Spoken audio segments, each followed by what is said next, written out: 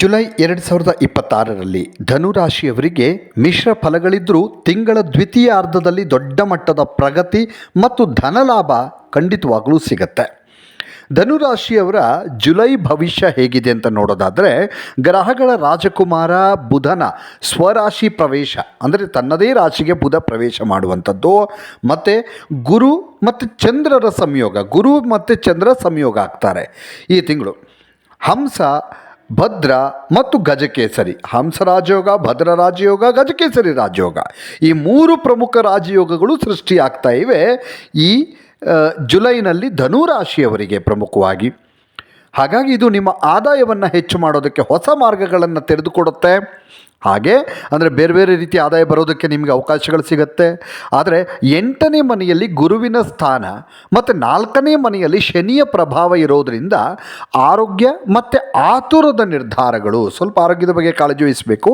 ಹಾಗೆ ಸಡನ್ನಾಗಿ ತಕ್ಷಣಕ್ಕೆ ಯಾವುದೋ ಒಂದು ನಿರ್ಧಾರ ತೆಗೆದುಕೊಂಡು ಬಿಡುವಂಥದ್ದು ಆಗತ್ತೆ. ಆ ರೀತಿ ಆಗದೆ ಇರೋ ಹಾಗೆ ನೀವು ಎಚ್ಚರಿಕೆಯನ್ನು ವಹಿಸಬೇಕಾಗತ್ತೆ ಧನುರಾಶಿಯವರು. ಮತ್ತು ವೃತ್ತಿ ಮತ್ತು ವ್ಯಾಪಾರದ ವಿಚಾರವನ್ನು ನೋಡೋದಾದರೆ, ಕೆಲಸದ ಸ್ಥಳದಲ್ಲಿ ನಿಮಗೆ ಗೌರವ ಪ್ರತಿಷ್ಠೆ ಹೆಚ್ಚಾಗತ್ತೆ.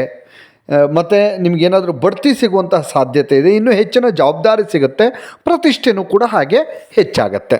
ತಿಂಗಳ ಆರಂಭದಲ್ಲಿ ಕೆಲಸದ ಒತ್ತಡ ಇದ್ದರೂ ಕೂಡ ಉತ್ತರಾರ್ಧದಲ್ಲಿ ನಿಮ್ಮ ಮೇಲಾಧಿಕಾರಿಗಳಿಂದ ಮತ್ತು ಸಹೋದ್ಯೋಗಿಗಳಿಂದ ಉತ್ತಮ ಬೆಂಬಲ ಸಿಗುವಂತಹ ಸಾಧ್ಯತೆ ಕಂಡು ಬರ್ತಾ ಇದೆ.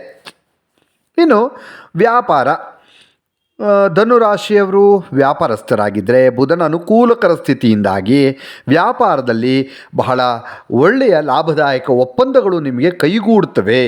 ಒಂದು ಹೊಸ ಹೊಸ ಯೋಜನೆಗಳನ್ನು ವ್ಯಾಪಾರದಲ್ಲಿ ಹಾಕ್ಕೊಳ್ಳುವಂಥದ್ದು, ಲಾಭ ಬರುತ್ತೆ ಅದರಿಂದ. ಮತ್ತು ನೀವೇನಾದರೂ ಪಾರ್ಟ್ನರ್ಶಿಪ್ಪಲ್ಲಿ ವ್ಯವಹಾರ ಮಾಡ್ತಾಯಿದ್ರೆ, ಏನಾದರೂ ಬಿಸ್ನೆಸ್ ಮಾಡ್ತಾಯಿದ್ರೆ ಈ ತಿಂಗಳು ಅತ್ಯಂತ ಶುಭ ಮತ್ತು ದೊಡ್ಡ ಲಾಭವನ್ನು ತಂದುಕೊಡುತ್ತೆ. ಪಾರ್ಟ್ನರ್ಶಿಪ್ಪಲ್ಲಿ ವ್ಯವಹಾರ ಮಾಡುವಂತಹ ಧನುರಾಶಿಯವರಿಗೆ ಯಶಸ್ಸು ಚೆನ್ನಾಗಿದೆ. ಇನ್ನು ವಿದ್ಯಾರ್ಥಿಗಳು ನೋಡಿ, 6ನೇ ಮನೆಯ ಮಂಗಳನ ಪ್ರಭಾವದಿಂದಾಗಿ ಸ್ಪರ್ಧಾತ್ಮಕ ಪರೀಕ್ಷೆಗಳಿಗೆ ಯಾರ್ಯಾರು ಧನುರಾಶಿಯವರು ಸಿದ್ಧತೆಯನ್ನು ಮಾಡ್ಕೊಳ್ತಾ ಇದ್ದೀರೋ ಅಂಥವರಿಗೆ ಉತ್ತಮ ಯಶಸ್ಸು ಖಂಡಿತ ಸಿಗುತ್ತೆ. ಸ್ವಲ್ಪ ಪರಿಶ್ರಮ ಅಂತೂ ಬೇಕೇ ಬೇಕು. ಹಾಗಾಗಿ ಪರಿಶ್ರಮ ಪಡಿ, ಆ ಪರಿಶ್ರಮಕ್ಕೆ ತಕ್ಕ ಪ್ರತಿಫಲ ಸಿಗತ್ತೆ. ಇನ್ನು ಆರ್ಥಿಕ ಸ್ಥಿತಿ ನೋಡಿ, ಹಣಕಾಸಿನ ವಿಚಾರವನ್ನು ನೋಡೋದಾದರೆ ರಾಜಯೋಗಗಳ ಪ್ರಭಾವ, 3 ರಾಜಯೋಗ ಏನಿದೆ ಇದರಿಂದಾಗಿ ಧನದ ಹರಿವು, ಅಂದರೆ ಒಳ್ಳೆ ಹಣದ ಆದಾಯ ಹೆಚ್ಚಾಗತ್ತೆ, ಹಣ ಹರಿದು ಬರುತ್ತೆ. ಎಲ್ಲಾದರೂ ಸಿಕ್ಕಾಕೊಂಡಿರುವಂಥ ಹಣ ಇದ್ದರೆ, ಯಾರೋ ಹಣ ಕೊಡಬೇಕಾಗಿದೆ ಇನ್ನೂ ಕೂಡ ಕೊಡ್ತಾ ಇಲ್ಲ ಅಂದರೆ ಆ ಹಣವೂ ಕೂಡ ನಿಮ್ಮ ಕೈ ಸೇರುತ್ತೆ. ಯಾವುದೇ ಅಡೆತಡೆ ಇರೋದಿಲ್ಲ, ನೀಟಾಗಿ ನಿಮ್ಮ ಹಣದ ವ್ಯವಹಾರ ನೀಟಾಗಿ ನಡೆಯುತ್ತೆ. ಆದರೆ ತಿಂಗಳ ಮಧ್ಯಭಾಗದಲ್ಲಿ ಹಠಾತ್ ಆಗಿ ಅಥವಾ ಅನಗತ್ಯ ಖರ್ಚು ಎದುರಾಗುವಂಥ ಸಾಧ್ಯತೆ ಕಾಣ್ತಾ ಇದೆ. ಹಾಗಾಗಿ ನೀವು ಈ ಖರ್ಚಿನ ವಿಚಾರ ಬಂದಾಗ ಸ್ವಲ್ಪ ಆಲೋಚನೆ ಮಾಡಿ ಹೆಜ್ಜೆ ಇಡೋದು ಒಳ್ಳೆಯದು. ಬಜೆಟ್ ಯೋಚನೆ ಇಲ್ಲದೆ ಇದ್ದರೆ ಉಳಿತಾಯ ಮಾಡಿದ ಹಣ ವ್ಯರ್ಥವಾಗುವಂತಹ ಸಾಧ್ಯತೆ ಇದೆ. ಹಾಗಾಗಿ ಹೂಡಿಕೆ ಮಾಡುವಾಗ, ಎಲ್ಲಾದರೂ ಹೂಡಿಕೆ ಮಾಡ್ತೀರಿ ಅಂತಂದರೆ ಬಹಳ ಎಚ್ಚರಿಕೆಯಿಂದಿರೋದು ಒಳ್ಳೆಯದು. ಇನ್ನು ಕೌಟುಂಬಿಕ ಮತ್ತು ಪ್ರೀತಿಯ ಜೀವನ ನೋಡೋದಾದರೆ, ಶನಿಯ ಪ್ರಭಾವದಿಂದಾಗಿ ಕುಟುಂಬದ ಸದಸ್ಯರ ನಡುವೆ ಸಣ್ಣ ಪುಟ್ಟ ಭಿನ್ನಾಭಿಪ್ರಾಯಗಳು, ಆಂತರಿಕ ಕಲಹಗಳು ಉಂಟಾಗುವ ಸಾಧ್ಯತೆ ಕಂಡು ಬರ್ತಾ ಇದೆ. ಹಾಗಾಗಿ ಮಾತು ಮತ್ತು ನಡವಳಿಕೆಯಲ್ಲಿ ಬಹಳ ತಾಳ್ಮೆಯನ್ನು ಧನುರಾಶಿಯವರು ಇಟ್ಕೋಬೇಕಾಗತ್ತೆ ಜುಲೈ ತಿಂಗಳಲ್ಲಿ. ಇನ್ನು ಪ್ರೇಮಿಗಳಿಗೆ ಈ ತಿಂಗಳು ಸರಾಸರಿಗಿಂತ ಉತ್ತಮವಾಗಿರುತ್ತೆ, ಚೆನ್ನಾಗಿದೆ. ಆದರೆ ಅತಿಯಾದ ಭಾವುಕತೆ ಅಥವಾ ಅನಗತ್ಯ ವಿವಾದಗಳಿಂದ ಬಹಳ ದೂರ ಇರೋದು ಒಳ್ಳೆಯದು. ವಿವಾಹಿತರಿಗೆ ಸಂಗಾತಿಯೊಂದಿಗೆ ಸಣ್ಣ ಪುಟ್ಟ ವೈಮನಸ್ಸು ಮೂಡುವ ಸಾಧ್ಯತೆ ಇರೋದರಿಂದ ಹೊಂದಾಣಿಕೆ ಮುಖ್ಯ ಆಗತ್ತೆ.